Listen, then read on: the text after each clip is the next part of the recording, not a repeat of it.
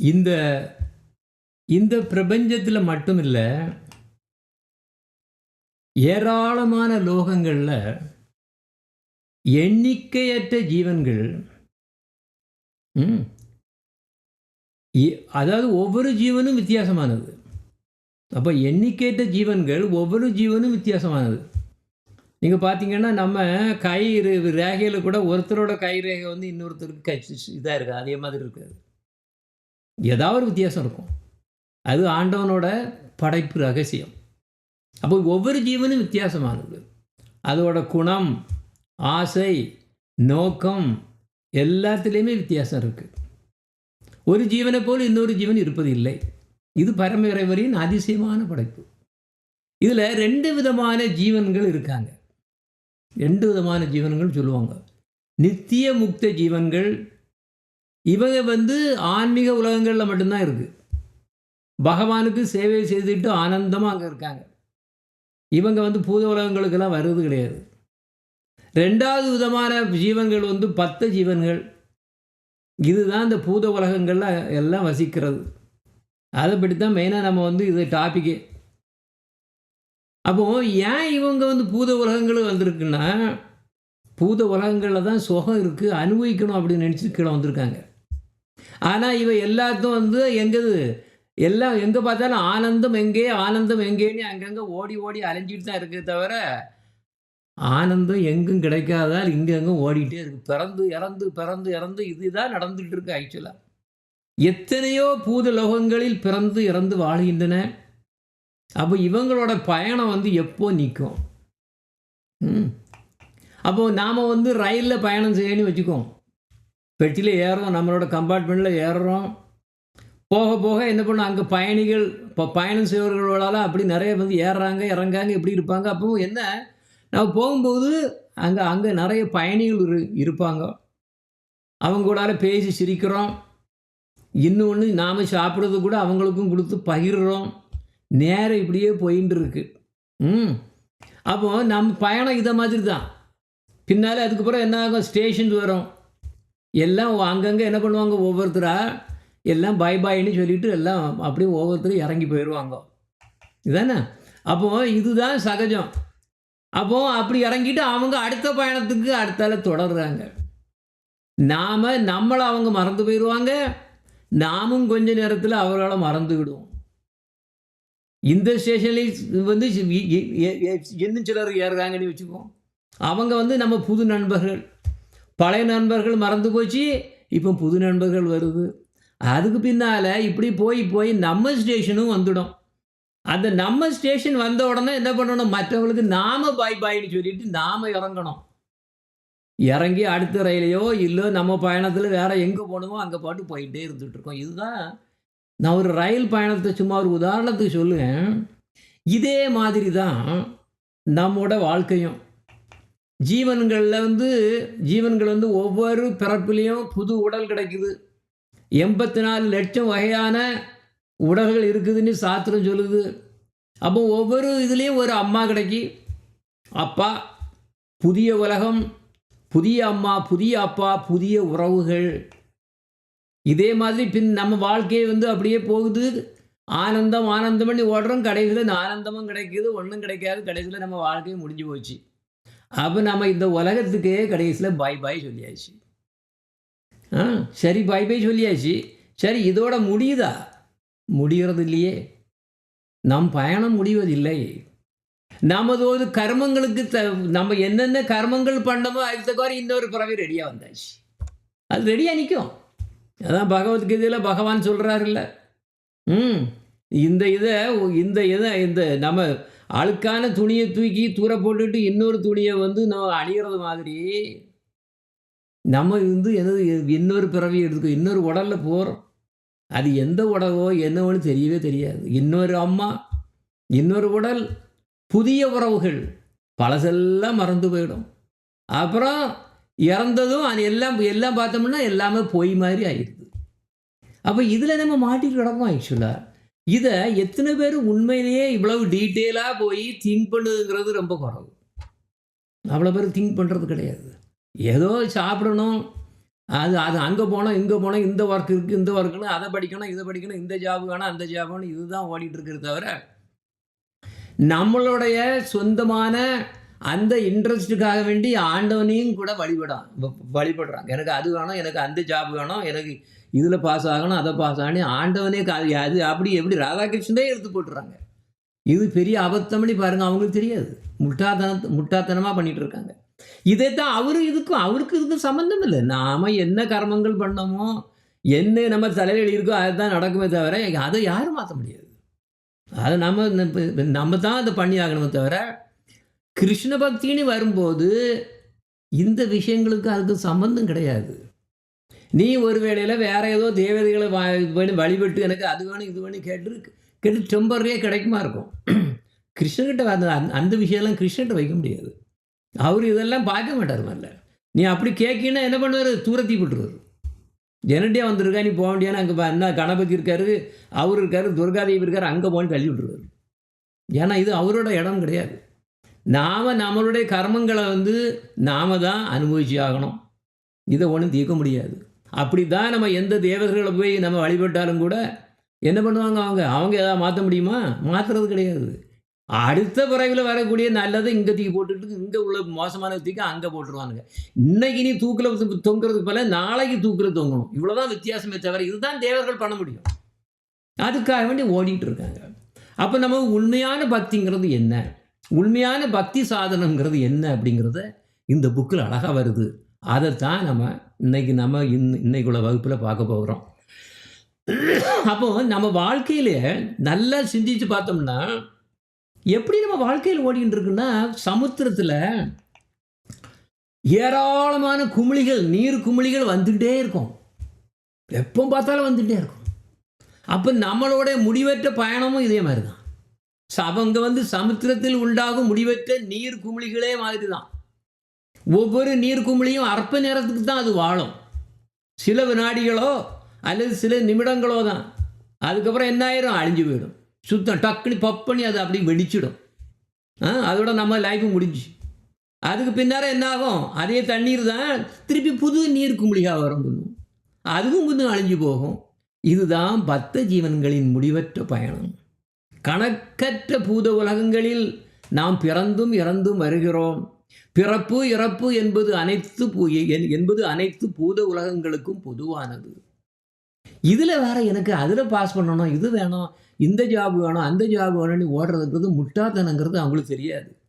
சரி, அப்போ எது உண்மையிலேயே புத்திசாலித்தனம்னா, அந்த பக்தி ஆண்டவனு மேலே பக்தி உண்டாகி அவர் என்ன கொடுக்குறாரோ அதை மட்டுமே நாம் யூஸ் பண்ணி அவர்கிட்ட போகிறது தான் தர உண்மையான புத்தியை தவிர மற்ற எல்லாம் முட்டாள்தனம், அறிவற்ற இது விஷயம்.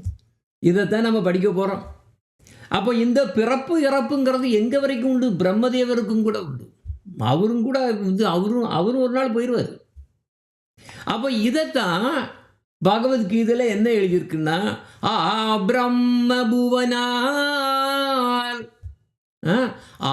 பிரம்ம புவனானி லோகா புனர் ஆவர்த்தினோ அர்ஜுனா மாமுபேத்ய தூ கௌந்தேய புனர்ஜன்மனா வீத்யதே. எங்கேருந்து இந்த பூத உலகங்களில் மாட்டவங்க யார்? ஆக்சுவலாக பிரம்மதேவர் தான் மேலே இருக்கார். அவர் தான் நமக்கு எல்லாத்துக்கும் சீனியர். மேலே தாத்தா கொழு தாத்தா மாதிரி அவர்கிட்ட தான் எல்லாமே வருது. அவர் தான் செகண்டரி கிரியேட். முதல்ல மகாவிஷ்ணு இந்த பூத உலகங்கள்லாம் படைச்சி விட்டுறாரு. அது ரெண்டாவது அதில் ஜீவன்களையும் எல்லாம் தாவரங்கள் மிருகங்கள் அது எல்லாம் அவ்வளோத்தையும் 84 லட்சம் கணக்கான அந்த உடல்களை எல்லாத்தையும் அசைன் பண்ணி எல்லாத்தையும் பண்ணுறது தான் பிரம்மதேவர். அந்த பிரம்மதேவருக்கும் பிறப்பு உண்டு, அதுக்கப்புறம் அவருக்கும் சாவு உண்டு. அப்போ இந்த இதில் என்ன சொல்லுதுன்னா, எல்லாமே இந்த பூத உலகத்தில் மேலேருந்து கீழே வரைக்கும் அத்தனையும் பார்த்தீங்கன்னா பிறப்பு இறப்பு இல்லாமல் இருக்காது. அப்போ யாருக்கு மட்டும் இந்த பிறப்பு கிடையாதுன்னா, என்னுடைய அபோடுக்கு மாம் உபேத்திய தூ கவுந்தேய என்னுடைய அபோடு மட்டும் அவன் அந்த ஆன்மீக லோகத்துக்கு அங்கே வந்தாம்னா மட்டும்தான் என்ன பண்ண, அவன் திருப்பி இதில் மாட்ட மாட்டான். அது வரைக்கும் என்ன பிரச்சனை இருந்துகிட்டு இருக்கும், பிறந்து இறந்து மட்டுமில்ல, நாம பார்த்த மாதிரி எத்தனை உறவுகள். நான் அந்த ட்ரெயினில் உள்ள எக்ஸாம்பிள சொல்லிக் கொடுத்தேன். அது மட்டும் இல்ல, ஒவ்வொரு பிறப்பிலும் பிறப்பிலும் எத்தனை எத்தனை உறவுகள் நமக்கு வருதுன்னு பார்த்தீங்கன்னா, இதுதான் ஃபுல்லா கம்ப்ளீட்டா இதுதான். அப்போ இந்த உறவுகள் ஏதாவது வேல்யூ உண்டா? எதுக்கு கிடையாது. அப்ப நம்மளோட உண்மையான உறவு எது? அப்படிங்கிறது மூளைய வச்சு சிந்திச்சு பார்க்கணும். அப்போ நாம ஜீவன்னு எடுக்கும்போது 2 விதமான இதுல நமக்கு உறவு இருக்கு. ஒண்ணு பகவான். ஏன்னா பகவான் ஸ்ரீ கிருஷ்ணரிடமிருந்து வந்தவங்க நாம எல்லாம். அதனால அவருக்கும் நமக்கும் உறவு இருக்கு. இல்லையா? அப்ப அவரு நமக்கு சொந்தம், நாம அவருக்கு சொந்தம். ஏன்னா அவர்கிட்ட வந்ததுனால. அதே மாதிரி பிரகிருத்தினே ஒண்ணு இருக்கு. இதுதான் பிரச்சனையே இங்கே. அந்த பகவான் உண்டு பண்ணது பிரகிருதி. எல்லா பூத லோகங்களும் பிரகிருதி. இந்த பிரகிருதி இதில் தான் மாட்டி கிடக்கு. எல்லா ஜீவனும் இல்லை. இந்த 10 ஜீவன்கள்னு சொன்னாங்கல்ல, முத்த ஜீவன்கள். அதாவது முத்த ஜீவன்கள் அவங்க எல்லாம் பகவான்கிட்டே அங்கேயே சேவை பண்ணிட்டு இருக்காங்க. ஆன்மீக லோகத்தில் இருக்காங்க. இந்த கீழே விழுந்து இங்கே ஏதாவது இருக்கா அப்படின்ட்டு நினச்சிட்டு அதை இங்கே சேஸ் பண்ண நினச்சிட்டு கீழே இங்கே வந்தவங்க தான் மாட்டி கிடக்காங்க. பிரகிருதியில் மாட்டிட்டாங்க. இந்த பிரகிருதி யாருக்கு சொந்தம்? பகவானுக்கு சொந்தம். ஆக பகவானுக்கு கீழே இருக்கிறது பிரகிருதி. ஜீவன் இந்த பிரகிருதியில் மாட்டுது. இதுதான் பிரச்சனை. இதைத்தான் மாயைன்னு சொல்கிறது. நம்ம மாட்டி கிடக்கிறது. இந்த பிறப்பு இறப்புன்னு போயிட்டே இருந்துகிட்டு இருக்கேன். இதில் அல்ப விஷயமா வேற எனக்கு அந்த ஆனந்தம் வேணும், இந்த இது வேணும், அது வேணும்னு இப்படி கேட்டு அந்த ஆண்டவனே கூட கேட்கக்கூடிய அளவுக்கு வருதுன்னா அது ஒரு கேவலமான விஷயம். அப்போ உண்மையிலேயே புத்திசாலித்தனமான ஒருவன் என்ன பண்ணுவான்? தன்னுடைய அறிவை உபயோகிப்பான். என்னடா இது, நான் இந்த வாழ்க்கை இந்த பர்டிகுலர் ஜென்மத்தில் நான் எப்படி நல்லா இருக்கணுங்கிறதுக்காக நான் இப்படி போய் ஆண்டவனை போய் கேட்குறேனே, இதுக்கு அறிவு கிடையாது. ஏன்னா எத்தனை கோடி நேரத்தை இது கோடி பிறப்புலையும் இறப்புலையும் இதைத்தானே நான் கேட்டுட்டு இருந்திருக்கேன். அப்போ எனக்கும் இந்த ஆடு மாடு பண்ணி கழுதைக்கும் என்ன வித்தியாசம் அப்படின்னு அவன் நினைப்பான். அவன் திங்க் பண்ணுவான். அப்போ அந்த மாதிரி அவன் திங்க் பண்ணாம்னா என்ன ஆகும்? அவனுக்கு உடனே என்ன கொடுப்பாரு? அந்த நேரத்தில் தான் ஆன்மீக புத்தி கொடுப்பாரு. ஆனால் நாம தான் முதல்ல ஃபர்ஸ்ட் ஸ்டெப் எடுத்து வைக்கணும். நம்மக்கிட்ட தான் இருக்குது முதல் ஸ்டெப்பு. புத்தியை உபயோகப்படுத்தணும். அந்த மாதிரி புத்தியை உபயோகப்படுத்தணும்னு ஆசைப்பட்டாச்சுன்னு மட்டும் போதாது, அதுக்காக வேண்டி ஏங்கணும். அப்பந்தான் நமக்கு வேதங்கள், சாஸ்திரங்கள் இது கூட உள்ள என்னது வரும்? டச் வரும். எத்தனையோ சாஸ்திரங்கள் இருக்குது. ஆனால் அதை பார்த்துட்டு இது என்னென்னு நினச்சிட்டு மூடி வச்சுட்டு போயிடுவோம். அப்போ அதில் ஒரு இன்ட்ரெஸ்ட் வரணும்னா இந்த புத்தி வரணும். இந்த புத்தி வந்தால் தான் அந்த சாஸ்திரங்களை படிக்கணும், அதில் என்ன இருக்குன்னு அதில் இன்ட்ரெஸ்ட் அப்புறம்தான் வரும். அப்போ இந்த அரிய மனித பிறவியை எப்படி சாதகமாக உபயோகிக்க வேண்டும் நீ எண்ணணும். அந்த மாதிரி அதை நினைக்கணும். இந்த பிறப்பு இறப்பு என்ற முடிவற்ற சம்சார சாகரத்தை எப்படி நாம் தாண்டலாம் அப்படின்னு யோசிக்கணும். அவன் யோசிப்பான். புத்தி உள்ளவன் தான் யோசிப்பான். எல்லாத்துக்கும் மூலம் யாருன்னு அப்பந்தான் தேடுவான். அப்பந்தான் அவனுக்கு வேதங்கள்லாம் என்னன்னு புரிய ஆரம்பிக்கும். சாஸ்திரங்களை படிப்பான். வேதங்களில் மட்டுமில்லை, நம்ம சாஸ்திரங்களை பொதுவாக சொன்னால் 3 விதமான இதை நமக்கு அதில் கூறுது. சம்பந்தம், அபிதேயம், பிரயோஜனம் அப்படின்னு இதை தான் சொல்லுது. எல்லாத்தையும் பார்த்தீங்கன்னா இதில் தான் சுற்றி வரும். சம்பந்தம்னா என்னன்னா, இங்கே கீழே விழுந்த பூதலோகங்களை கிடந்து மாட்டிட்டு கிடக்கிறோமே, நம்ம இந்த சம்பந்தம் உண்மையான சம்பந்தம் அல்ல. இந்த உறவுகள் இந்த ட்ரெயினில் போய் மீட் பண்ணது மாதிரி இப்போ பாய் அது பிறகு பாய் சொல்லிட்டு போகிறேன், இந்த சம்பந்தத்தை பற்றி அது பேசலை. எந்த சம்பந்தத்தை பற்றி பேசும்னா நமக்கும் பகவானுக்கும் உள்ள சம்பந்தத்தை பற்றி பேசும். அதுதான் உண்மையான சம்பந்தம். அந்த பகவான் யாரு? கிருஷ்ணர். அப்புறம் சரி, ஐயோ நம்ம அந்த சம்பந்தத்தை போய் விட்டுட்டு நம்ம இந்த சம்பந்தத்தை போய் இப்படி மாட்டிட்டோமே நினைச்சிட்டு அப்புறம் தான் என்ன பண்ணணும்? நினைப்போம் என்ன பண்ணணும் அப்படின்னா, அந்த நம்மளுடைய உண்மையான சம்பந்தத்தை நமக்கு பலபடி அதை புதுப்பிக்கிறதுக்கு என்ன பண்ணணும் அப்படிங்கிறது தான் அபிதேயம். அபிதேயம்னா சாதகங்கள், பக்தி சாதகங்கள்.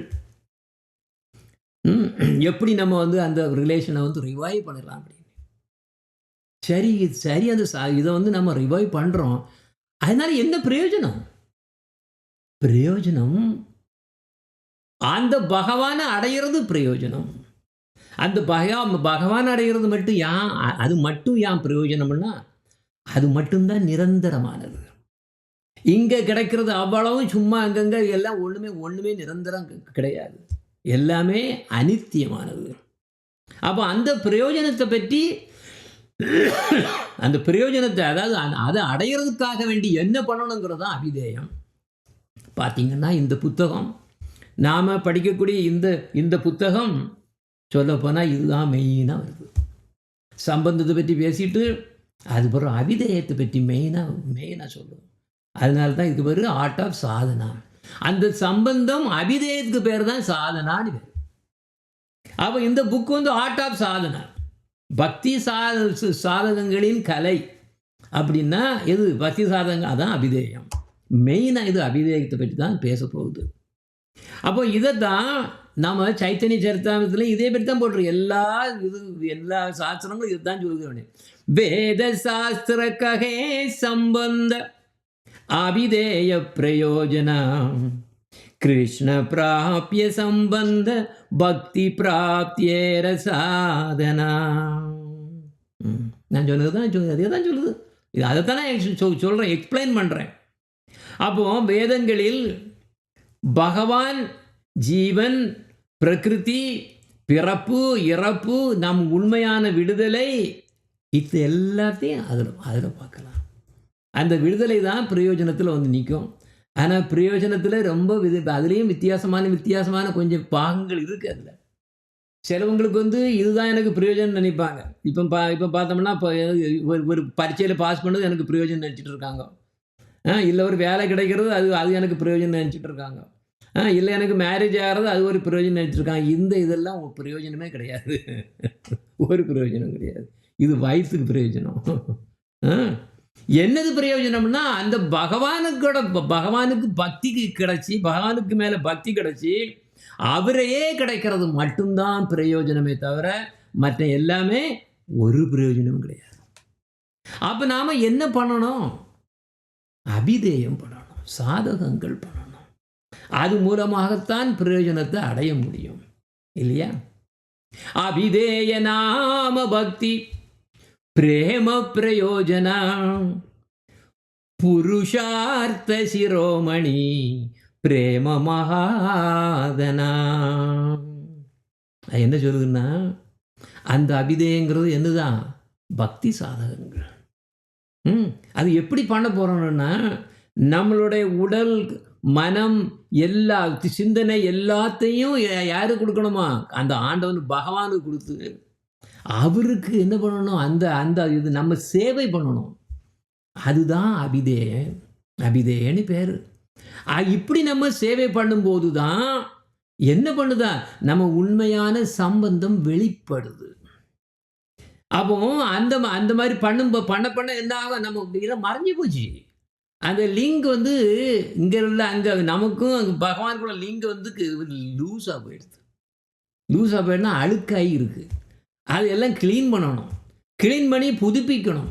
அப்போ இந்த அபிதேயங்கள்னால நம்ம வந்து புதுப்பிக்கிறோம். அப்போ அந்த புதுப்பிக்கும் போது தான் நமக்கு தெரியுது, ஓ பகவான் எனக்கு சொந்தம், நான் அவரோட சொத்து, அவர் என்னுடைய சொத்து. ஏன்னா எனக்கும் பகவானுக்கும் வந்து பிரிக்கவே முடியாது அப்படின்னு நமக்கு தெரியுது. அது தெரிஞ்சுட்டு அதுதான் நம்மளுடைய கோல், லட்சியம் என்னது? அவரை தான் அடையணும் அப்படிங்கிறது சுப்ரீம் கோலில் வருது. ஓகே, இதுதான் என்ன பண்ண அபிதேகம் இதைத்தான் பண்ணுது. அந்த சம்பந்தத்தை ரிவைவ் பண்ணி அவரே அடைகிறது. அதுதான் பிரயோஜனம், இல்லையா? அப்போ நம்மளுடைய உண்மையான சம்பந்தம் வந்து கிருஷ்ணர் மட்டும்தான் சொன்னேன். பகவத்கீதையில் வருது. அவர் அழகா சொல்றாரு, சர்வஸ்ய சாயம் ஹிருதி சன்னிவாவிஷ்டோ மத்தக் ஸ்மிருதிர் ஞானம் அபோஹனம் ச வேதைஷ்ட சர்வைரகம் ஏவ வேத்யோ வேதாந்த கிருத் வேத வித்யவச்சாம் அப்படின்னு சொல்லுது. அப்போ நான் எல்லாரும் காட்டிலையுமே இருக்கேன். எங்கே என்ன எனக்கிட்ட சம்மந்தம் வைக்கணும்னு வேற எங்கேயும் ஓட வேண்டியது கிடையாது. உடனே அங்கங்கெல்லாம் ஓட வேண்டிய அவசியம் கிடையாது. ஒன்றும் கிடையாது. அங்கே நான் தான் இருக்கேனே அங்கே. ஆனால் நீ என்ன பார்க்க மாட்டேங்கிற. என்ன பார்க்காம வெளியே ஃபுல்லாக பார்த்துக்கிட்டு இருக்க. இதுதான் ப்ராப்ளம், இதுதான் பிரச்சனை. அப்போ நான் வந்து உன்னோட இதயத்திலே இருக்கிறேன். அப்போ இதில் நீ எல்லாம் மறந்து போயிட்டா உனக்கு அறிவை யூஸ் பண்ணாமல் நீ அப்படியே இதுக்கு. ஆனால் இதுக்கு நான் கொடுத்துருக்குறேன். அப்போ நீ எனக்கு வேணும் ஆண்டவா எனக்கு வேணும்னு நினைச்ச உடனே என்ன பண்ணுவோம், எல்லாம் வந்துடும். சாஸ்திரங்கள் வந்துடும், குரு வந்துடுவார், எல்லாமே ஒவ்வொன்றா வந்துடும். எல்லாத்தையும் பண்ணது நான் தான் பண்ணேன் அப்படிங்கிறார். எனக்கு நான் தான் வேதங்களை எல்லாம் நான் தான், எனக்கு தான் தெரியும், அவ்வளோ சாஸ்திரங்கள் நான் தானே பண்ணியிருக்கேன் அப்படின்னு சொல்லுவார். ஆனால் அந்த வேதங்கள் சாஸ்திரங்கள் சொல்கிறோமே, நிறைய பேர் இதை தலைகீழை எழுதி மாற்றி பகவத்கீதைக்கு மட்டுமே 200 பேர் விளக்கங்கள், 200 விதமான விளக்கங்கள் உண்டு. ஒன்றும் சரி கிடையாது. என்ன உண்மையிலே பகவத்கீதை ஆசிட்டிஸ்ங்கிற மாதிரி நம்ம பக்தி வேதாந்த சுவாமி பிரபுபாத், நம்ம குருதேவ், இப்படி நம்ம பரம்பரைகளில் உள்ளவங்க கொடுத்ததுக்கு மட்டும்தான் உருப்படியாக இருக்க தவிர, கரெக்டாக இருக்க தவிர எல்லாம் பிரச்சனையும். என்ன பாருங்க, நான் ஒரு உதாரணம் சொல்கிறேன். எப்படின்னு பாருங்க, கௌடியா மதாதுலேருந்து ஒரு சன்னியாசி அவர் ஊட்டிக்கு போகிறார். சவுத் இந்தியாவில் இருக்குது ஊட்டிங்கிறது இந்த மாதிரி நிறைய டீ எஸ்டேட் நிறைய உண்டுங்க. டீ காஃபி இந்த மாதிரி நிறைய இதெல்லாம் உண்டாங்க. அப்போ இவர் அங்கே வந்து ஏதோ அவரோட ஃப்ரெண்டை யாரோ இன்வைட் பண்ணாங்கன்னு இங்கே வாங்க கொஞ்சம் பிரச்சாரம் பண்ணுங்கோ, இங்கே கொண்டு வாங்க அப்படின்னு ஏதோ ஒரு இதில் கூப்பிட்டனால இவர் போயிட்டார். இவர் அங்கே போய் இறங்கினார். உடனே எல்லாம் நிறைய பேர் எல்லாம் ஏன்னா பக்தர்கள் அப்படின்னு நினச்சிட்டு எல்லாரும் ஓடி வந்தாங்க. எல்லாரும் உடனே என்ன பண்ணாங்க, நல்ல அழகாக ஒரு கப்பில் நல்ல சாயான்னு இருந்து டீ. ஏன்னா ஊட்டியில் அவ்வளோ எங்கே பார்த்தாலும் டீ எஸ்டேட்டாக தான் இருக்கும், ஃபுல்லாக கம்ப்ளீட்டாக தான். நான் வந்து பார்த்தீங்கிற படத்தில் பார்க்குறீங்களா, இதுதான் இது மாதிரி தான் ஃபுல்லாக இருக்கும், நல்லா இருக்கும். அவன் போயிட்டு அவர் சொன்னார், ஐயோ சாயெல்லாம் குடிக்கக்கூடாது. அப்போ அந்த சன்னியாசி அந்த மாதிரி சாயெல்லாம் நாங்கள் அதெல்லாம் குடிக்கக்கூடாது அப்படின்னோன்னா அவங்களுக்கு ஒரே அதிர்ச்சி. என்னது இது, நீங்கள் இதெல்லாம் இப்படி சொல்கிறீங்க? அப்போ இல்லையே, அப்போ ஏன் அப்படி இதக்கூடாது அப்படின்னா, அப்படி இல்லை, சன்னியாசி சொல்கிறாரு, இது வந்து என்னது இன்டாக்சிகண்ட், அதெல்லாம் குடிக்கவே கூடாது. அப்புறம் தான் எல்லாரும் பார்த்தாங்க, என்னடா நமக்கு இப்படி ஒருத்தர் இப்படி மாற்றிலாம் சொல்லி கொடுத்துருக்காரு நம்ம குரு. அங்கே லோக்கல் குரு ஒருத்தர் பண்டிதர், யார் அப்பப்போ கிளாஸ் கொடுப்பாராம். அப்போ அவர் சொன்னார், ஆமாம் என்னாச்சு, ஏன் இன்னைக்கு ஏன் இப்படி சாயா குடிக்கக்கூடாதுன்னு தான் ஏன் நீங்கள் இப்படி பயப்படுறீங்க அப்படின்னு. அப்படி இல்லை, இங்கே ஒருத்தர் சொல்லி கொடுத்தாரு, இது அப்படி கிடையாது.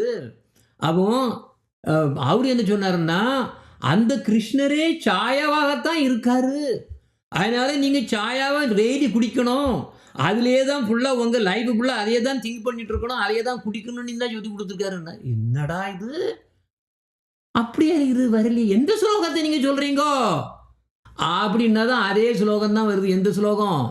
இதே ஸ்லோகம். அவங்க எப்படி சொல்கிறாங்களா, சர்வசிய சாயாஹம், நான் சாயாவாக இருக்கிறேன், கிருதி சந்நிவிஷ்டோ மத்த ஸ்மிருதிர் ஞானம் அபோகனம் ச வேதைச்ச சர்வைரகம் ஏவ வேத்யோ வேதாந்த கிருத் வேதவித் ஏவ சாயாஹம். பகவத்கீதையில் 15வது இதில் 15வது சாப்டரில் 15வது வருஷத்தில் எழுதியிருக்கே. அவரு கிருஷ்ணரே சொல்லுவாரே, அவர் சாயாவாக இருக்கிறார் அப்படின்னு.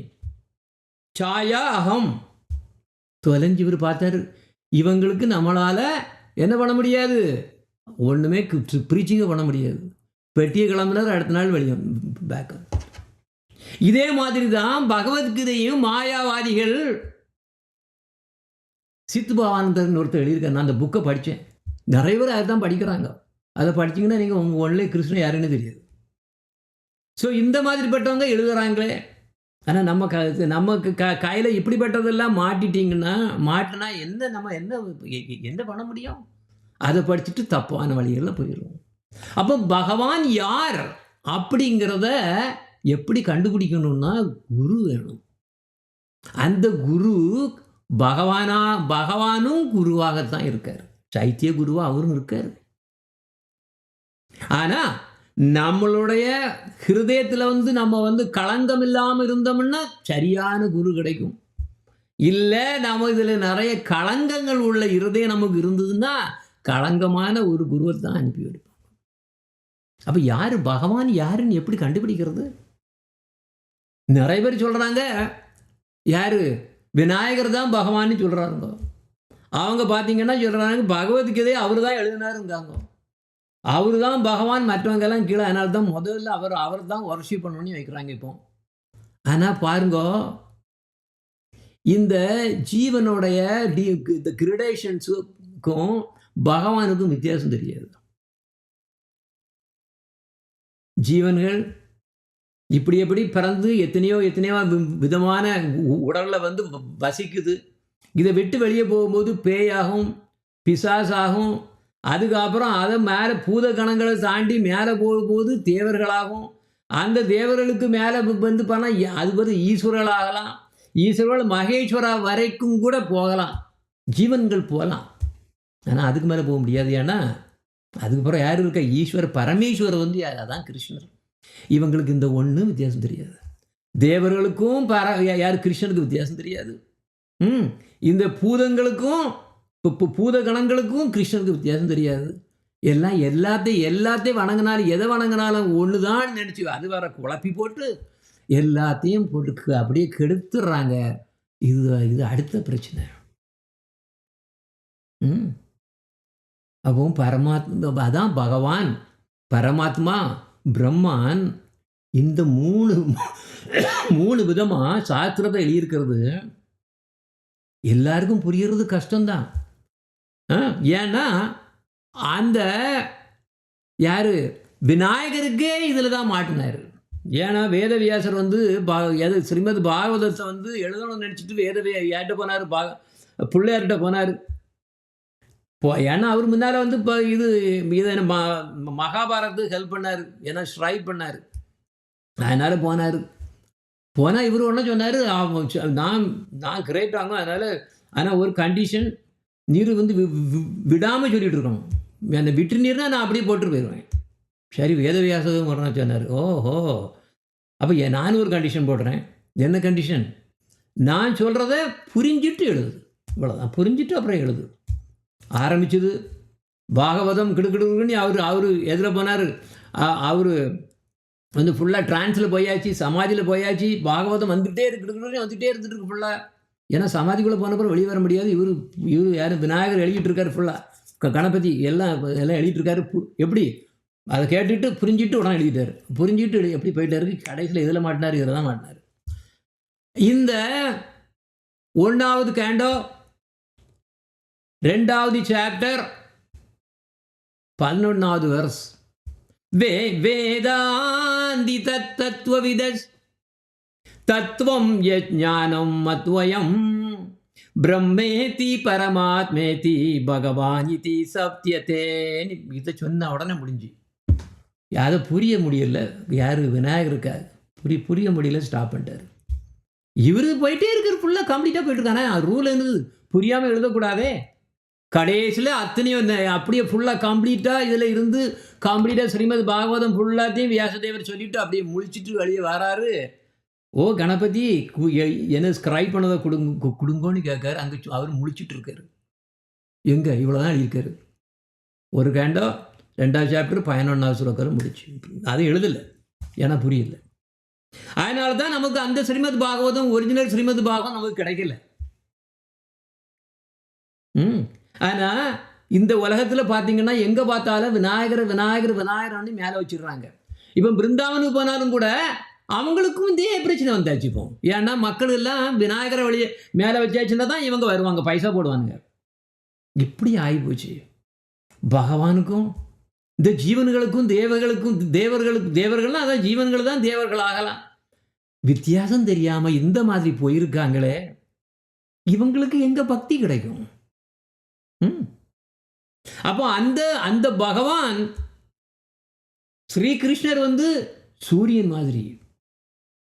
அதிலிருந்து வரக்கூடிய வெளிச்சம் எஃபல்ஜன்ஸ் பிரம்மம். அந்த அவரோட ரிஃப்ளெக்ஷன், அந்த பிரம்மத்தில் அவரே ரிஃப்ளெக்ட் ஆகாரு. பரமாத்மா எங்கே ரிஃப்ளெக்ட் ஆகாரு? சூரியன் எங்கே ரிஃப்ளெக்ட் ஆகும்? எங்கே தண்ணி வச்சுருந்தோமோ தண்ணி வச்சோம்னா அங்கே உள்ள சூரியன் தெரியும். 1000 கலசமத்தில் தண்ணி வச்சுருந்தாலும் 1000 தெரியும்.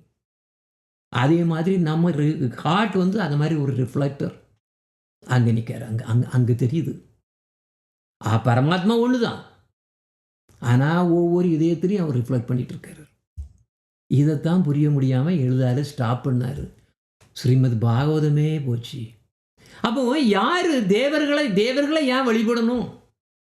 தேவர்களை வழிபட வேண்டிய அவசியமே இல்லையே. ஸ்ரீமத் பாகவதம் சொல்லுதே, நீ மூட்டில் தண்ணி ஊற்று, ஒரு செடிக்கு மூட்டில் தண்ணி ஊற்று, ஆட்டோமேட்டிக்காக எல்லா கிளைகளுக்கும் கிடைக்கும்.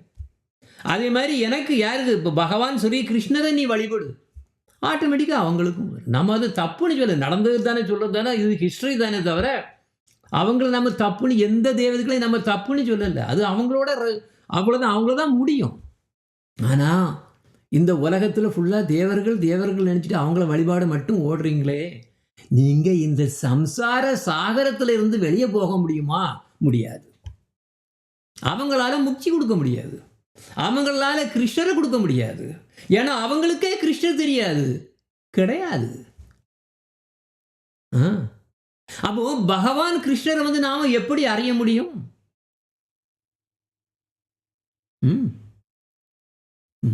ஈஸியா அறிய முடியாது. ஹரிர்ஹி நிர்குண சாட்சாத் புருஷ பிரகிருத்தே பரஹ சர்வத்ருக் உபத்ரஷ்டா தம் பஜன் நிர்குணோ பவேத். எப்படி? ஆன்மீக வழியா மட்டும்தான் அறிய முடியும். டிவோர்ஸ் எப்படி ஆன்மீக வழின்னா எப்படி? அது பக்தி சாதகங்கள் மடியாத்தான் முடியும். பக்தினால மட்டும்தான் முடியும் கிருஷ்ணரை அறியறதுக்கு. நீங்க அதில் ஒரு படம் போட்டிருக்கோம் இல்லையா? இவர் ஆக்சுவலாக ஒரு முஸ்லீம், பிருந்தாவனத்தில் வாழ்ந்தவர், ஒரு முஸ்லீம். ஆனால் கிருஷ்ணர் தான் இப்போ பகவான் நினச்சிட்டு எல்லாத்தையும் தூர போட்டுட்டு கிருஷ்ணன் வந்தார். அவரோட சமாதி கூட இருக்குது, இதில் கோகுல் பக்கத்தில் இருக்குது அவரோட சமாதி இருக்குது. சம்கான்னி ஏதோ வரும், சம்கான்னி வரும் அவருக்கு பேர். எனிவே யாரை போட்டிருக்கேன்னா, எல்லா ஜீவனுக்கும் பகவான் கிருஷ்ணர் சொந்தம். இவங்க அது வேற இது வேற, ஹிந்து கடவுள் அந்த கடவுள் இந்த கடவுள் பிரிக்கிறது அவங்களோட பிரச்சனை. பகவான் எல்லாருக்கும் ஒன்று, ஜீவன்கள் எல்லா ஜீவன்களும் ஒன்று தானே, அவர்கிட்ட தானே வந்திருக்குது.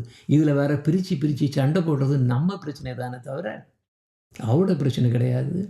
அவர் அறியணும்னா ஒரே வழி என்ன? பக்தி. எப்படிப்பட்ட பக்தி வேணும் கிருஷ்ணர் அறியணும்னா? தேவர்களை வழிபடக்கூடியவங்க அவங்க ஹிருதயத்தில் கொஞ்சம் அதை வச்சிருக்கலாம், கொஞ்சம் இதை வச்சிருக்கலாம், அது கொஞ்சம் எனக்கு அதில் இன்ட்ரெஸ்ட் இதில் இன்ட்ரெஸ்ட்னு வச்சுக்கலாம். ஆனால் கிருஷ்ண பக்தியில் அது வராது. கிருஷ்ணர் சொல்லுவார், நீ உண்மையிலே எனக்கு நான் வேணும்னா உனக்கு இதயத்தை 100% எனக்கு கொடுக்கணும். சும்மாங்கிற ஒரு 0.5% இல்லைன்னா 1% எனக்கு அங்கே இங்கேன்னு ஏதாவது எனக்கு வச்சுருந்தீங்கன்னா எனக்கு தேவையில்லை, நீனே வச்சுக்கோ. ஆனால் நான் அவனுக்கு தலையில் இல்லை, எங்கே பிரெயின்லேயே இருக்கார், அவர் ஆண்டவன் கிடையாது, அவர் ஹார்ட்டில் இருக்கார். ஏன்? ஹார்ட் தான் லவ்ங்கிறது இங்கே தான் இருக்குது, தலையில் கிடையாது. அறிவை வச்சு ஒன்றும் பண்ண முடியாது. அவர் மேலே இல்லை. அவர் சொன்னார், நீ அறிவா சரி நீனே வச்சுக்கோ, எனக்கு வேண்டாம். எனக்கு என்ன வேணும்? எனக்கு உன்னோட பக்தி எனக்கு வேணும். அந்த ஒன்றுக்கும் தான் எனக்கு தேவையே தவிர வேறு எதுவுமே தேவை கிடையாது, எல்லாம் நீ வச்சுக்கோ. ஆனால் அந்த மாதிரி பக்தி நீ வைக்கணும்னா 100% வைக்கணும். வேற எங்கேயும் அங்கெங்கேயும் ஒன்றும் வைக்கக்கூடாது. வச்சுன்னா எனக்கு தேவையில்லை, நீ வச்சுக்கோ. அப்போ இந்த பக்தினால மட்டும்தான் பகவான் கிருஷ்ணர் அறிய முடியும் அப்படின்னு வருது. பக்தியாகம் ஏக்கயா கிராஹ்யா ஸ்ரத்தயாத்மா பிரியக் சதாம் பக்தி புனாதி மன்னிஷ்டா ஸ்வபாகானபி சம்பவாத். பாத்தியா, முழுசா கொடு பக்தியை, ஃபுல் ஃபெய்த் கம்ப்ளீட்டாக நீ உள்ளே கொடு, அப்போதான் என்ன கிடைக்கும். பார்த்தீங்களா, மீராபாய் சும்மா ஒரு எக்ஸாம்பிளுக்கு போட்டிருக்கேன்.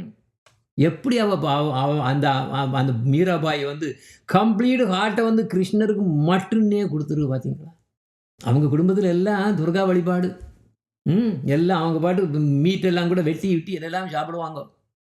இவ அந்த பக்கம் இந்த பக்கம் வரவே கூடாதுன்னு தேவையில்லை. எல்லாம் ஸ்டாப் பண்ணிட்டேன். அதனால தான் பிரச்சனை வந்தது. விஷத்தை கொடுத்தாங்க. கடைசியில் இருந்தாலும் எவ்வளோதான் பண்ணாலும் அதை வந்து அசைக்க முடிஞ்சுதா? ஒன்றும் பண்ண முடியாது. அதுதான் பக்தி. இப்படி இருக்கணும். அப்போ பக்தினால் மட்டும்தான் பகவான் கிருஷ்ணரை அறியவே முடியும். சும்மா எனக்கு டிமாண்டு, எனக்கு அது இது வேணும் இது வேணும்னு இப்படி கேட்டுட்டு நினச்சிட்டு அங்கே கொடுத்து பண்ணின்னா கிருஷ்ணரையும் பார்க்க முடியாது, கிருஷ்ணர் ஒன்றையும் பார்க்க மாட்டார், அறியவும் முடியாது, ஒன்றும் பண்ண முடியாது, யூஸ்லெஸ் ஆகிடுவா கடைசியில். அதனால் கிருஷ்ண பக்திங்கிறது எதுக்கு தான் வர முடியும்? அவருக்கு பக்தி சேவைகள் பண்ணதுக்கு மட்டும்தானே தவிர உனக்குன்னு ஆசைப்பட்டு எதையாவது கேட்டீங்கன்னா நீ தான் ப்ராப்ளத்தில் மாட்ட போகிற. ஏன்னா அவருக்கு அதுக்கு சம்மந்தம் கிடையாது. அது உனக்கு கர்மா. அப்போ கிருஷ்ண பக்திங்கிறது தான் உண்மையான சுடர். அது சாதாரணது இல்லை. அது உண்மையான சுடர் அதுதான். வேற எல்லாம் ஃபேக்கு, அவ்வளோ ஆர்டிஃபிஷியல். ஆனால் இந்த கிருஷ்ண பக்தி கிடைக்கணும்னா நாமளாட்டு பண்ண முடியலையே, பண்ணுறது கஷ்டம். ஒரு வேளையில் பூர்வ ஜென்மங்களில் முன்னால் அந்த மாதிரி பக்தி சாதகங்கள் பண்ணி ஒரு வேளையில் இந்த பிறவியில் ஒரு பெரிய ஸ்டெப்புக்கு போகலாம். ஆனால் அது ரொம்ப ரேர். அப்போ ஒருத்தனுக்கு கிருஷ்ண பக்தி வரணும்னா என்ன வேணுமா? ஆன்மீக கண்ணை துறக்கணும். ஆன்மீக கண்ணை அது எப்படி துறக்கணும்? எல்லாரும் நல்ல பேர் வச்சுருப்பாங்க. இந்த தமிழ்நாட்டில் பார்த்தோம்னா செல்லக்கண்ணு, நல்ல கண்ணு, இப்படி எல்லாம் ஏதோ ஞானக்கண்ணு, இப்படியெல்லாம் எல்லாம் கண்ணாக பேர் வச்சுருப்பாங்க. ஆனால் ஒன்றும் கிடையாது. அவன் பார்த்தோம்னா 1ஆம் கிளாஸ் கூட படிச்சிட மாட்டான். அப்போ இப்படி தான் நம்ம வந்து சீட் பண்ணிட்டுறோமே தவிர ஒரு குருக்கிட்ட போக மாட்டானுங்க. குரு தேவையில்லை அப்படின்றோம். எனக்கு எதுக்கு குரு எதுக்கு தேவை? என்னதான் நேரம் இருக்கார், என்னதான் இருக்கார். நான் வரேன், கும்பிடுறேன், காணிக்க போடுறேன், கேட்குறேன், அது பண்ணுறோம். அந்த சரி, அவருக்கு நான் கேட்டது அவர் கொடுக்கலையா, சரி அவரை டாம் பண்ணிவிட்டு நான் துர்காதேவிட்ட ஓடுவேன், துர்காதேவிகிட்ட கேட்டு பார்ப்பேன். துர்காதேவி தரமாட்டேனால துர்காதேவியும் டம்ப் பண்ணிவிட்டு நான் கணேஷாக்கிட்ட போவேன், கணேஷாவை கேட்டு பார்ப்பேன், கணேஷாவும் தரலையே அதை டீம் பண்ணிவிட்டு நான் முருகன்கிட்ட போவேன். இது இப்படித்தான் இந்த மனுஷங்கள் ஃபுல்லாக போயிட்டுருக்கேனே தவிர உண்மையான கிருஷ்ண பக்தி வேணும்னா என்ன வேணும்? உள்ள ஒரு ஆன்மீக கண்ணை துறக்கணும். அந்த ஆன்மீக கண்ணை துறந்தா தான் கிருஷ்ணர் யாருன்னு தெரியும். ஏன்னா இப்படித்தான் இந்த சும்மா இந்த ஷட்டில் ஒன்றை மாற்றிட்டு இன்னொன்று பண்ணுற மாதிரி இப்போ அந்த மாதிரி பண்ண முடியாது. இது அந்த மாதிரிப்பட்ட விஷயம் இல்லை. நமக்கு யாரு நமக்கு சம்பந்தம், அதுதான் முதல்ல நம்ம பேசணுமே. யார் நமக்கு சம்பந்தம் அப்படிங்கிறத வந்து யாரு கொடுக்குறா? குருதேவ் தான் கொடுக்குறாரு. சம்பந்தம் கொடுக்கறது வந்து குருதேவ். அப்படி இல்லைன்னா முடியாது. அதனால தான் நாம் எப்போ பார்த்தாலும் ஏதாவது என்னை பற்றி பேசணும்னா, ஆன்மீக விஷயத்தை பேசணும்னா ஓம் அஞ்ஞானதிமிரந்தஸ்ய ஞானாஞ்சன சலாக்கயா சக்ஷூர்முன் மிலித்தமேன தஸ்மை ஸ்ரீ குருவே நமகானி பாடம் கேட்குறோம். அந்த குருதேவ் கூட மெரசி இல்லைன்னா நம்மளால் ஒரு வாரத்தை கூட சரியாக பேச முடியாது. அப்போ எல்லாத்துக்கும் குரு தேவை. ஆன்மீக விஷயம் வந்தாச்சுன்னா குரு தேவை. அவங்க இல்லாமல் ஒன்றும் பண்ண முடியாது. அந்த கேட்ராக்டர் ஆப்ரேஷன் பண்ணணும். ஆன்மீக கண்ணுன்னா இருக்குது நமக்கு, ஆனால் மழுங்கி போச்சு. இந்த கேட்ராக்டர் பண்ணோன்னா நம்மளாட்டி சும்மா அங்கே இந்த மாதிரி கத்தியிலையும் எடுத்துட்டு நாம் ஒன்றும் கேட்ராக்ட் ஆப்ரேஷன் நம்மளால் பண்ண முடியாது. நம்ம பண்ண முடியுமா? அதுக்கு டாக்டர் தான் பண்ண முடியும். அவருக்கு தெரியாத எப்படி பண்ணணும். அதே மாதிரி ஒரு குருக்கு தான் தெரியும் இவன்கிட்ட என்ன பிரச்சனை இருக்குன்னு அங்கே தான் அடிக்கணும். ஆனால் இப்போ இந்த காலத்தில் எப்படி வருதுன்னா, ஒரு குரு உங்களுடைய குருன்ட்டு எடுத்துடுவாங்க. நீங்கள் தான் அங்கே குருன்னு எடுத்துடுவாங்க.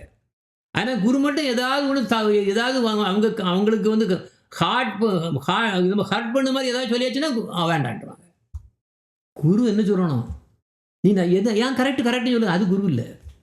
எந்த எது நீ தப்பு பண்ணுறியோ, தப்பு இது உண்மையிலே தப்பு, மக்கா தப்புன்ட்டு அடிக்க வேண்டியது தான் குருவோட கடமையை தவிர சும்மா பேருக்கு குருன்னு வச்சுக்கிட்டு அந்த மாதிரின்னா அது குரு இல்லை, அது கோரு. சும்மா பேருக்கு தான் வச்சுருக்குது.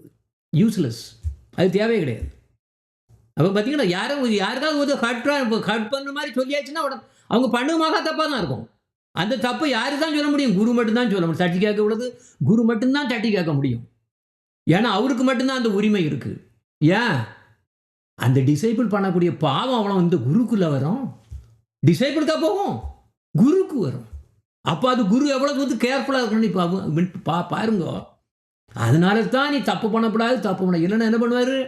சரி, அப்போ அந்த மாதிரி நீ பிஹேவ் பண்றியா? குரு என்ன பண்ணுவாரு? கட் பண்ணி விட்டுருவாரு. இதுதான் நடக்கும். நிறைய விஷயத்துல இதான் நடக்கும். சும்மா ஏதோ ஒரு ஃபேன்சிக்குன்னுட்டு குருன்ட்டு போயிடுவாங்க, போய் எடுத்துருவாங்க. ஆனால் எதையும் சுடுசொல்லா ஏதாவது கேட்ட உடனே குரு வேண்டான்னு தள்ளி போயிடுவாங்க. அப்போ குருவை வந்து சாதாரண மனுஷன் நினைக்கிறாங்க. அவங்களுக்கு சாதாரண லைஃப் தான் கிடைக்கும். கர்மிக்கரோட லைஃப் தான் கிடைக்குமே தவிர ஒரு பக்தி சாதனங்கள் பண்ணக்கூடிய ஆன்மீக கண்ணு துறக்காது. கண்ணுன்னு நம்ம பேசிட்டு இருக்கோமே பாருங்க. நம்ம கண்ணு வந்து வெளியே என்ன பார்த்துட்டு இருக்கக்கூடிய கண்ணு என்னது? வெளியே சும்மா இந்த மாதிரி பார்த்துட்டு இருக்கக்கூடிய கண்ணுனால என்னதான் தெரியும்?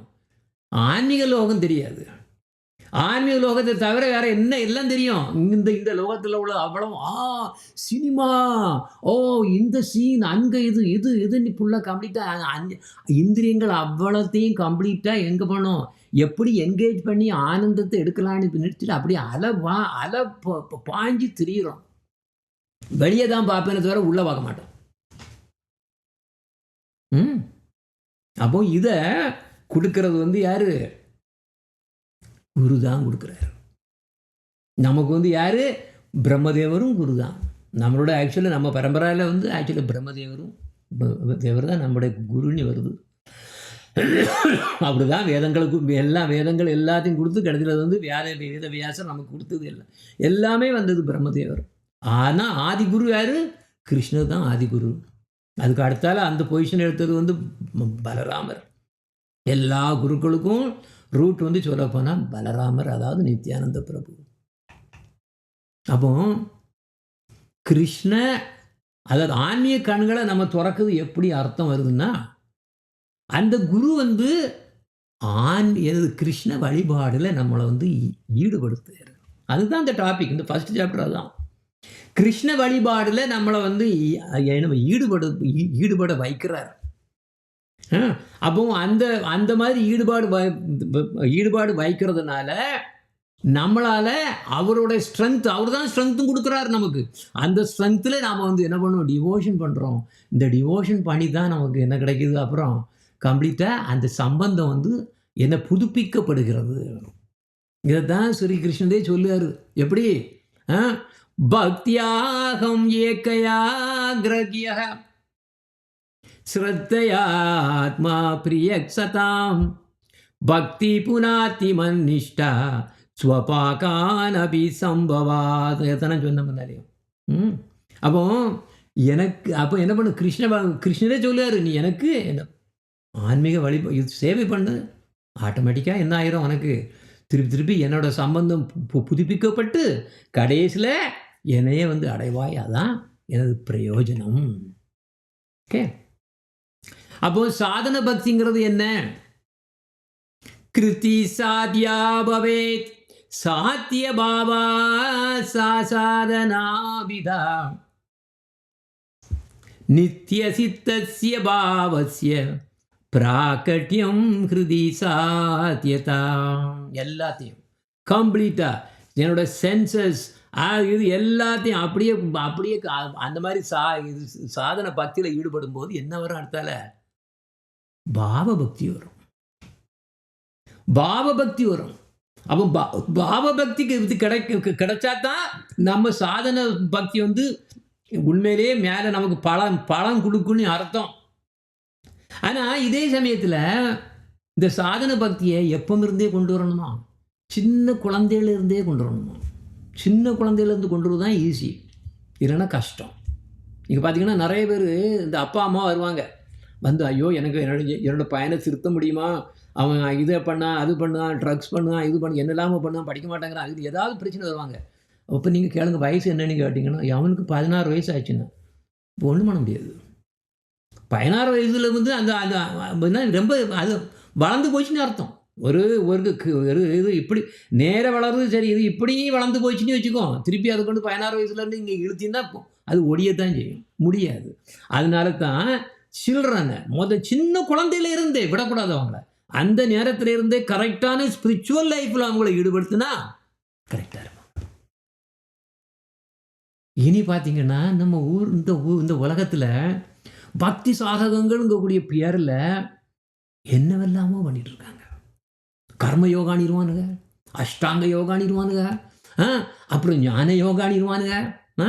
இது போட்டு அதெல்லாம் பண்ணி இங்கே வாங்க அங்கே வாங்க, நீ டிரான்ஸ்டெண்டல் மெடிடேஷன் இப்படி அதையும் இதையும் சொல்லி என்ன பண்ணுவாங்க, கம்ப்ளீட்டாக இதுதான் உண்மையான பக்தின்னு எடுத்துருவாங்க.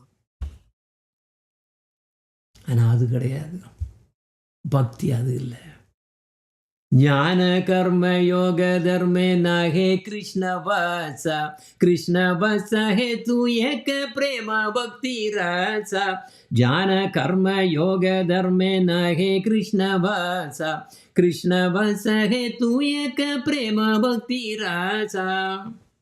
இந்த கர்ம யோகா, அஷ்டாங்க யோகா, ஞான yoga, these yoga, kundalini yoga, these yoga, that இதே அது மட்டும் இல்லை, புதுசாக யோகாலாம் வந்துகிட்டே இருக்கணும். ஏதாவது ஒன்றா வச்சுட்டு சேர் யோகா அணிடுவானுங்க. அந்த யோகா சேர் பண்ணணும், அப்படி தான் சேர் யோகா. அவன் ஒன்றா சேர் யோகா அணி பண்ணால் என்ன பண்ண, உடனே சேர் அதுக்கு இந்த சேரை இங்கே வாங்குங்கன்னு அவன் ஒரு ஸ்பான்சர் பண்ணிப்பான். அந்த சேரை வாங்கினீங்கன்னா நமக்கு ரிபேட் இவ்வளோன்ட்டு அவன் விற்றுருவான் அவங்கக்கிட்ட. ஏமாத்து, எங்கே பார்த்தாலும் ஏமாத்தா போயின்னு இருக்கு பாருங்கோ. இந்த மாதிரிப்பட்ட இதை வச்சுட்டு ஒன்றும் கிருஷ்ணரை ஒன்றும் ஏமாற்ற முடியாது, அவரை ஒன்றுமே பண்ண முடியாது. என்னதான் நீ தலைகீழ இந்த பார்த்தீங்கன்னா சிலவங்க இந்த மாதிரி இருக்குது, இந்த குழந்தைத்தனமாட்டு எனதுலாம் போட்டு நடிச்சுட்டு இருக்கோம். அது அப்பா அம்மா வந்து ஏதாவது இதை சொல்லி கொடுக்குறதுக்கு. அங்கே அப்பா அம்மாவுக்கு தெரியாத என்ன குழந்தை என்ன பண்ணிகிட்டு இருக்குன்னு, அதே மாதிரி கிருஷ்ணருக்கு தெரியாதா நீ என்ன பண்ணான்னு. இந்த யோகங்கள் ஒன்றும் ஆகாது. அப்போ சாதன பக்தியோட பிரயோஜனம் என்னன்னா, என்ன ஹார்ட்டை கிருஷ்ணருக்கு கொடுக்கணும், ஹார்ட்டை கிருஷ்ணருக்கு கொடுக்கணும். ஆனால் என்ன அர்த்தம், ஹார்ட்டுக்குள்ளே கிருஷ்ணர் அப்படியே உள்ளே வந்துடுறாரு. அப்போதான் பாவ பக்தி வரும். இந்த பாவ பக்தியில் இன்னும் போயிட்டே இருக்கும். அது வேற உத்தம பக்தி வர போகும். உத்தம பக்தினா இன்னும் மேலே நம்ம லைஃப்பில் கிருஷ்ணரை மகிழ்ச்சியாக இருக்கிறத தவிர வேறு எதுவுமே எனக்கு தேவையில்லைன்னு வந்துடும். அதனால்தான் ரூப கோஸ்வாமி எழுதி வச்சார் இதை, அந்யாபிலாஷித்த சூன்யம் ஞான கர்மாதி அனாவிருத்தம் ஆனுகூலியேன கிருஷ்ணானு சீலனும் பக்தி உத்தமானு சொன்னார். எது கர்மயோகா, அந்த யோகா, இந்த யோகா எல்லாம் துறதி விட்டுட்டு எனக்கு எதுவுமே தேவை கிடையாது. கிருஷ்ணர் நான் என்ன செய்தால் கிருஷ்ணருக்கு ஹாப்பியாக இருக்கும், அதை மட்டும்தானே செய்யும். அதுதான் உத்தம பக்தி. அப்போ இனி ஒரு கொஸ்டின் வரும், பக்தி சாதகங்களை எப்படி பண்ணணும் அப்படின்னு எனக்கு கொஸ்டின் வரும். அப்போ எப்படி வரும்னா, நம்ம உடல்லையோ மனசு எல்லாத்தையும் அவர்கிட்ட கொடுக்கணும். அது கண்ணு அவருடைய டீட்டெயில்ஸை பார்க்கணும், இயர்ஸ் என்ன பண்ணணும் அவரோட கதைகளை கேட்கணுமா, நோஸ் என்ன பண்ணணும் அவருக்கு ஆஃபர் பண்ண ஃப்ளவர்ஸை ஸ்மெல் பண்ணணும், டங்கு என்ன பண்ணணும் சேன் பண்ணணும், அவரை பற்றியே கிருஷ்ணரை பற்றி தான் பேசிகிட்டே இருக்கணும். அப்புறம் வாய் என்ன பண்ணிகிட்டு இருக்கணும், மாற்று என்ன பிரசாதம் அவருக்கு படைச்ச பிரசாதத்தை மட்டும்தான் சாப்பிடணும். டச் என்ன பண்ணணும், என்ன பண்ணணும் ஒன்லி யார் ஃபீட் ஆஃப் த டியூட்டிஸ் இல்லை வைஷ்ணவர்களோட ஃபீட்டை டச் பண்ணணும். இப்படித்தான் நம்ம பக்தி சாதகங்களை பண்ணணும். இதில் மூணு விதமான பக்தி சாதகங்கள் இருக்குது. வைத்தி பக்தி, பாப பக்தி, பிரேம பக்தின்னு இருக்குது. இப்போ இதில் பார்க்கும்போது 3 விதமான மனுஷங்கள் இருக்காங்க. காமானுகா, முக்தானுகா, ராகானுகா. காமானுகான்னா இந்த கர்மிகள். இவங்க என்ன பண்ணுவாங்க, எப்போ பார்த்தாலும் ஃபேமிலி, வெல்த்து, ஃபேம், பியூட்டி இதை தான் பார்த்துட்டு இருப்பாங்க. ஹெல்த் கான்சியஸ்னஸ், மணி கான்சியஸ்னஸ், இப்படி ஒவ்வொன்று பார்த்தோம்னா எல்லாம் அவ்வளோத்தையும் family consciousness, wealth consciousness, fame consciousness, beauty conscious, கிருஷ்ணனை தவிர வேறு எல்லாத்தையும் பார்த்துட்டு இருப்பாங்க. அப்போ அவன் கோல்டை பார்த்தாமனே வச்சுக்கோ. நான் இதில் சும்மா ஒரு எக்ஸாம்பிளுக்கு போட்டிருக்கேன். அப்போ அவன் என்ன நினைப்பான், இந்த கோல்டை எடுத்து எங்கள் ஃபேமிலி ஃபுல்லாகவும் கொடுக்கலாமே நினைப்பான். இதுதானே இதுதான் இவங்க ஃபுல்லாக இந்த உலகத்தில் எப்படி என்ஜாய் பண்ணலாங்கிறத மட்டும்தான் அவங்க நினைப்பாங்களே தவிர, எது ஆண்டவங்கள்ட்ட நமக்கு பக்தி சேவை பண்ணணும்னு பக்தி சாதகங்கள் பண்ணாங்கிறது ஞாபகம் வராது. இது காமானுகன். இவங்க தான் இந்த பிள்ளையார், முருகர், துர்காதேவி அது இதுன்னு ஓடுவாங்க. இது எதுக்கு போடுறாங்க? காரணம் இந்த உலகத்துல எப்படி சந்தோஷமா இருக்க முடியுமாங்கிறது தான். ஆனா ஆனந்தம் அவங்களுக்கு கிடைக்குமா? ஒண்ணும் கிடைக்காது. இனி முக்தானுகா யாரு? எனக்கு வைகுந்தம் வேணும். எனக்கு என்ன வேணும்? இல்லன்னா லிபரேஷன் வேணும், மோட்சம் வேணும். சாலோக்கியா, சார்ஷ்டி, சாமீபியா, சாரூபியா, அது வேற ஏகத்துவா, அது வேற அவர்கிட்ட போய் மெர்ஜ் பண்ணணுமா பிரம்மத்துல. இப்படியெல்லாம் பண்ண இவங்க எல்லாம் வந்து முக்தானுகால்னு பேரு. ராகானுகாங்கிறது வேற. இவ பாவ பக்தனோட உண்மையான மனநிலை வேறையா இருக்கும். பாருங்க, இதுல வலது சைடில் யார் குலசேகர ஆழ்வார். அது குலசேகர ஆழ்வார் வந்து முகுந்தமால சோஸ்திரத்தில் எழுதியிருக்காரு பாருங்க.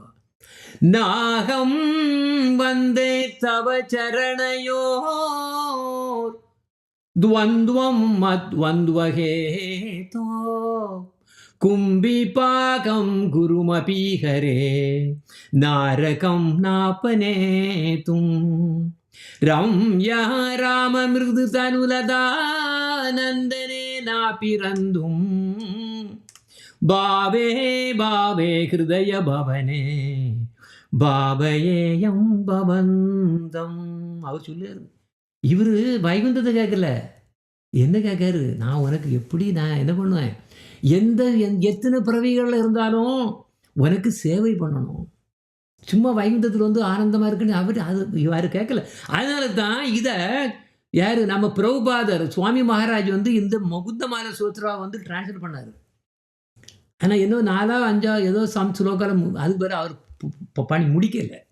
காரணம் என்னன்னா, குலசேகர ஆழ்வார் வந்து சாதாரண இந்த மாதிரி வைகுந்தம் போகக்கூடிய ஒரு கேஸ் இல்லை. அவர் கிருஷ்ண பக்தர். ஸோ அதனால தான் இது யுனிக்கா நிக்கி. அவர் என்ன சொல்றாரு இதுல? எனக்கு என்ன வேணும்? ஐயோ, எனக்கு பிறப்பு சம்சாரம் அதை நீ ஸ்டாப் பண்ணணும்னு கூட அதை கூட கேட்கல. சம்சார சாகரத்தை வெட்டணும்னு சொல்லலை. அது உனக்கு இஷ்டம்.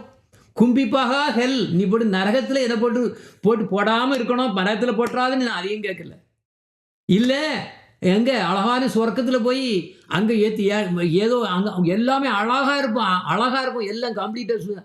அங்கே போய் நான் வந்து அங்கே போய் சந்தோஷமா இருக்கணும், அதையே நான் கேட்கல. என்ன கேட்குறேன்னா, எத்தனை பிறவி எடுத்தாலும் உன்னுடைய ஒன்றை நான் மறக்கக்கூடாது. எனக்கு ஹார்ட்ல நீ எப்பவும் இருக்கணும். இதுதான். இதனால தான் குலசேகர ஆழ்வார் வந்து அவர் கிருஷ்ண பக்தர். ஏன்னா வைகுந்தம் கேட்டாலும் கூட அது சரி கிடையாது. புக்தி முக்தி ஆதி வாஞ்சா யதி மனேகயா சாதன கரியில பிரேம உற்பன்ன நாகயா அப்படின்னு என்ன அர்த்தம்? எனக்கு மோட்சம் வேணும், எனக்கு சுகம் வேணும், எனக்கு படிச்சல பாஸ் ஆகணும், இப்படி பண்ண உனக்கு எங்க பக்தி வரும்னு கேட்கறது. சாதனைக்கு எங்க வரும்? எனக்கு ஜாப் வேணும், எனக்கு அது வேணும், ஒய்ஃப் வேணும், இது வேணும், வீடு வேணும், கார் வேணும்னு இப்படி நீ கேட்டு நீங்க போனீங்கன்னா எங்க உனக்கு பக்தி கிடைக்கும்? நீ சுத்தமான அசுத்தம். அதுதான் சொல்றாரு.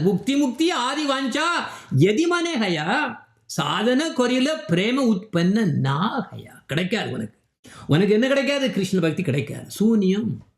அப்ப ராகானுக பக்தரோட நிலை எப்படி இருக்குன்னு பார்த்தீங்கன்னா, அவங்களுக்கு எந்த இதுவும் கிடையாது. சாலோக்கிய வேண்டாம், சாலோக்கியா சார்ஷி சாமீபியா சாரூபிய இக்கத்துவம் அபியுத தியமானம் ந கிருகணந்தி வினா மத் சேவனம் ஜனா. எனக்கு எதுவும் தேவையில்லைப்பா. எதுல நீ கொடுத்தானே எனக்கு தேவையில்லை. என்ன வேணா எனக்கு சேவையை கொடு, சேவையை கொடு. ஓ கிருஷ்ணா, உனக்கு சேவையை கொடு. இந்த ஒன்று தான் கிருஷ்ண சேவை. ஆனால் கிருஷ்ண சேவை எப்படி பண்ண முடியும்? குரு சேவை வழியாக தான் போய் ஆகணும், வேற வழியே கிடையாது. நேரம் நம்மகிட்ட வந்து நிற்காரா, கிருஷ்ணா வந்து நிற்காரான்னு. இதுதான் ட்ரிக்கிங்க. இதுதான் குரு கிட்ட சரணடையாமல் முடியாதுங்கிறது தான் பிரச்சனை இப்போ. ஆனால் இதில் சில சமயங்களில் நம்மளோட லக் இருந்துன்னு நம்ம ராகானுகா குருவே கிடைச்சிடும். ராகானுகா குரு கிடைச்சதுன்னா அதுக்கு மேலே இன்னொன்று கிடையவே கிடையாது. இது கோலோகத்துக்கு கேரண்டி. இனி முடிக்க போகிறேன், டைம் ஆயிடுது. அப்போ அல்டிமேட் மூடு வந்து பிரேம பக்தாக என்னன்னா, கிருஷ்ணரை ஹாப்பியாக வைக்கணும். இது முக்கியம். அதே மாதிரி ராகானுகா இதுதான் ஹையஸ்ட் லெவல் ஆஃப் டிவோஷன், அதுக்கு மேலே கிடையாது. அவங்க எப்படி இருப்பாங்களா? ராகானுகா பக்தர் எப்படி இருப்பாங்களா? சும்மா ப்ரீச்சிங்னு ஓட மாட்டாங்க. பாருங்க, ப்ரீச்சிங் ஓட மாட்டாங்க. நோ, ப்ரீச்சிங்கிறது வந்து அது கனிஷ்டா ஸ்டேஜ். நான் வந்து ப்ரீச் பண்ணணும்னு நினச்சேன்னா கனிஷ்டா ஸ்டேஜ். சும்மா அந்த வெப்பில் ஏதோ இதில் யூடியூப்பில் சேனலை ஓப்பன் பண்ணிச்சு நித்து போட்டுருவோம். இவங்களுக்கெல்லாம் இன்னும் அவங்க கிடையாது. இவங்க ராகானுக பக்தி எப்படி இருப்பாங்களா? இதில் இன்ட்ரெஸ்ட் சதா நாமலைவ யதா லாபத்தே சந்தோஷ ஐத்த ஆச்சார கரே பக்தி தர்ம போஷா. எப்போ பார்த்தாலும் ஆண்டோட நாமத்தை சதா நாம லைவா அதிலே மூழ்கி இருப்பாங்களாம். அதை படிக்கணும் இதை படிக்கணும்னு இந்த ஆசை வராது. சும்மா ரீடிங் ஸ்கிரிப்சர் வந்து நம்மளே சீட் பண்ணுறது. we cannot read scriptures, we can only hear scripture. நாம கேட்க தான் செய்யணும். ஸ்ரீமத் பாகவத்தை கேட்கணும். படித்து சும்மா திறந்து வச்சுட்டு படிக்கிறதுங்கிறது நோ, தட்ஸ் நாட் குட். அப்போ ராகானுக பக்தி வேற ஒன்று. சதா நாம லைவா எதா லாபேத்த சரோசனா. எப்போ பார்த்தாலும் என்ன பண்ணியிருப்பாங்க? ஃபுல்லாக அந்த நாமத்திலேயே மூழ்கி சந்தோஷமாக இருப்பாங்களாம் எப்பவும் பார்த்தாலும். எப்படி? சேவை. அதனால தான் என்ன இதில் வரும், இந்த சுலோகா வருது சைத்தன்ய சரிதாமிரத்தில். ரெண்டே தான் தேவை இந்த இதில். என்னது? நாம சங்கீர்த்தனா, வைஷ்ணவ சேவா. இந்த ரெண்டையும் தவிர உனக்கு எதுவும் தேவையில்லை அப்படின்னு முடிச்சிருவாங்க கடைசியில். அவன் பிரேம பக்தியோட சிகரமான நிலை போகும்போது தான் இந்த மாதிரிப்பட்ட ஸ்டேட்டஸ்க்கு வர முடியும். ஆனால் இந்த கிருஷ்ண பக்தியோட யாரு சிரோமணி? யாரு? ராதாராணி. இந்த கலியுகத்தில் இந்த நாமம் ஹரிநாமம் இதை தவிர வேற எதுவுக்குமே தேவை கிடையாது. நாமவினு கலிகாலே நாகி ஆர தர்மா சர்வ மந்திர சார நாமா எய் சாஸ்திர மர்மா. இதைத்தான் நம்ம சுவாமி மகாராஜ் அந்த உலகம் ஃபுல்லாக கம்ப்ளீட்டாக இதை எவ்வளோ அழகாக கொண்டு பரப்பிட்டு இருக்காரு பார்த்தீங்களா? அப்போ நாம் என்ன பண்ணணும்? இன்னும் பார்த்தீங்கன்னா சைத்தன்ய சரிதாமிரதம் என்ன சொல்லுது? இது நாமத்தோட மகிமை எப்படி நம்ம வந்து ஃபுல்லாக கம்ப்ளீட்டாக ரியலைஸ் பண்ணி அதில் பக்தி சாதனத்தில் ஈடுபட்டு அதுவும் இன்னைக்குள்ள சாப்டர் என்னது? இந்த சாப்டர் வந்து பக்தி, சுத்தமான பக்தி சாதனம் பண்ணணும்னா சாது சங்கமும் வேணும். நம்ம மட்டும் தனியாக உட்காந்துட்டு அந்த மாதிரியும் பண்ண முடியாது. அதனால தான் இதை கொஞ்சம் ஆம்பிளிஃபை பண்ணி பார்த்தோம்னா சாது சங்கா நாம கீர்த்தனா பாகவத சிரவணா மதுரவாசா ஸ்ரீமூர்த்திர சிரத்தாய சேவனா. அப்போ என்ன வேணுமா? டிவோட்டிஸோட அசோசியேஷன் வேணும். இல்லைன்னா அதான் முதல்ல வருது. சாது சங்கா தான் முதல்ல வருது. சாது சங்கா சர்வசித்தி காயா, லவ மாத்திர சாது சங்கா சர்வசாஸ்திர காயா. அப்போ சாதுக்கள் கூட அசோசியேட் பண்ணணும். பாகவத சிரவணா சாந்த ஹோலி நேம். மதுரா வாசனா பிருந்தாவன் நவத்வீப். அங்கே வாழணும். அங்கே போய் வாழ முடியலைன்னா நம்ம என்ன காட்டில் கொண்டு வரணும். அப்புறம் அடுத்தால மூணாவது என்னது? ஸ்ரீமத் பாகவத கேட்கணும். சிரவணம்னா என்னது கேட்கணும். படிக்கிறது இல்லை, கேட்கணும். You have to hear Shrimad Bhagavatam. சும்மா சாஸ்திரத்தை நிறைய படிக்கக்கூடாது. அப்புறம் நாலாவது எங்கள் பிருந்தாவன் இந்த மாதிரி ஹோலிதாம்ஸில் இருக்கணும். டீட்டி வர்ஷிப் பண்ணணும் வித் ஃபெய்த் அண்ட் வெனரேஷன். பிரபு கஹே வைஷ்ணவ சேவா நாம சங்கீர்த்தன துயிகர சீக்கிர பாபே ஸ்ரீ கிருஷ்ண சரணா. இதோட முடிச்சிடுறேன். ஹரே கிருஷ்ணா கிருஷ்ணா கிருஷ்ணா ஹரே ஹரே ஹரே ராம ராம ராம ஹரே ஹரே ஹரே கிருஷ்ணா கிருஷ்ணா கிருஷ்ணா ஹரே ஹரே ஹரே ராம ராம ராம ஹரே ஹரே. இதோட முடிச்சிடுறேன் இன்னைக்கு கூட. அப்போ இன்னைக்கு எனது சம்மரி என்னென்னா சாதனை, அதாவது பரிசுத்தமான பக்தி சாதகங்கள். அந்த பரிசுத்தம்னா எப்படி? அதாவது கிருஷ்ணரை மகிழ்விக்கிறதை தவிர வேற எந்த விதமான விஷயத்தை பற்றி நம்ம அந்த பக்தியில் கொண்டு வந்தோம்னா அது பக்தி அல்ல, அது வியாபாரம், பிஸ்னஸ். இல்லை, நம்ம அவரை நம்ம சர்வெண்ட் நினைக்கிறோம். எனக்கு எக்ஸாமில் பாஸ் பண்ணணும், நீர் மார்க் போடும், இப்படி பண்ண முடியுமான்னு கேட்க. அவர் நமக்கு சர்வெண்ட் ஆகுது? நோ, அவருக்கு சம்மந்தம் கிடையாது. நம்மளுடைய கர்மம், நம்மளுடைய கர்மத்தில் தான் இது நடக்குமே தவிர கிருஷ்ணருடைய ஒரே இது நம்ம இந்த சம்சார சாகரத்தை விட்டு வெளியே போய் அவர்கிட்ட போகணும் கூட ஒன்று மட்டும்தான் அவர் கொடுப்பாரே தவிர இந்த வாழ்க்கையில் உனக்கு வாழ்வதுக்கு எனக்கு அந்த ஜாப் வேணும், இந்த ஜாப் வேணும், இது வேணும், நீ இது கேட்டீங்கன்னா முட்டாள் நம்பர் 1 நீ தான். ஓகே, ஹரே கிருஷ்ணா. வாஞ்சா கல்ப தருச்சா கிருபா சிந்து பியபச்சா பதிதானாம் பாவனேபியோ வைஷ்ணவேபியோ நமோ நமः. ஹரே கிருஷ்ணா ஹரே கிருஷ்ணா கிருஷ்ண கிருஷ்ண ஹரே ஹரே ஹரே ராம ராம ராம ஹரே ஹரே. ஹரே கிருஷ்ணா. ஸோ இதோட முடிச்சிடுறோம். அப்புறம் இன்னொன்று